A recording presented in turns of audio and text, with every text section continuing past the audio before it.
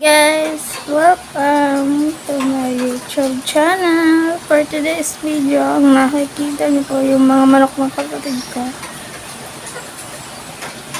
Kung nakikita niyo po yung pinagigitnaan ng dalawang inahen, yung apat na yon, yan po ay sisiw. Yan po, nag-iisa niyang tandang. Sana hindi makain bayawak. Dati dalawa yan. Ngayon, isa na lang kasi na-stroke. Yung isang inahin nandun sa apatan. Kung nakikita niyo po yung tumbang pintuan, sira po yan. Ayan po aking aso. May mga pusa din. Ito tayo sa kabila.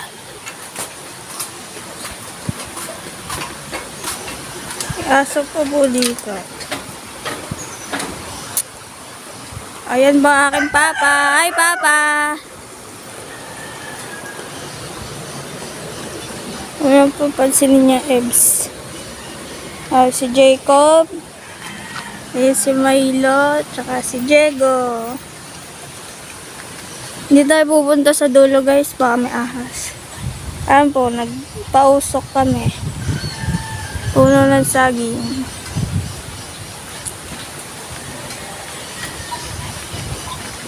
Kung nakikita nyo po yung building na yon, yun po yung dating gawaan ng bagoong. Yan. Daming kawayan, guys. Oh. Yan yata niyog. Lalamok ako, gawa ng sugat ko, guys.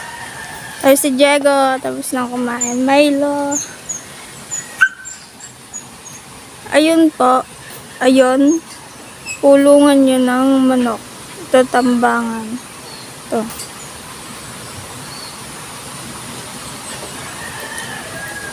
Ayun, sabi ko sa inyo yung bowl. Ayun yun sa lola ko. Doon sa taas. Ayun yun sa baba. Ayun, tambangan.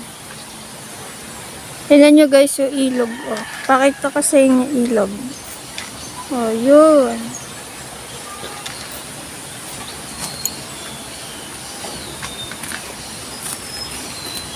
Oh, yan yung ilog.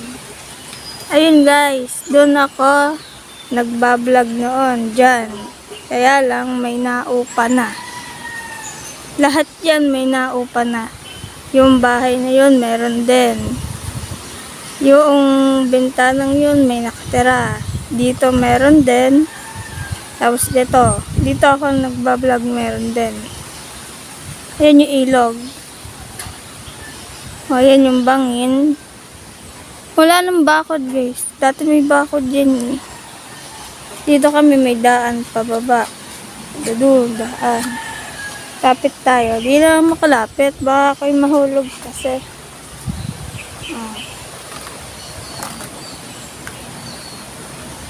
Malaki yan. Maliit na ngayon yung ilog, guys. May palatandaan ako dyan. Pag malapit, pag tag-araw, lumiliit na yung ilog na yan, natutuyo.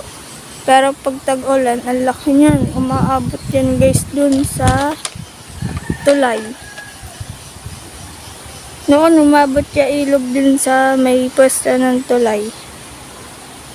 Nung kawayan pa yung tulay. Kasi lola ko nagpagawa ng tulay. Nung kawayan pa yan, umaabot dyan yung ilog. Ngayon hindi na. Maliit na siya guys. Oh, kasi malapit na yung tag-araw. Kaya maliit na. Tatutuyot na. Lumiliit siya pag tag-araw. Pag tag-ulan lang siya lumalaki. Yung amin lang kao. So, yun lang guys. Bye-bye!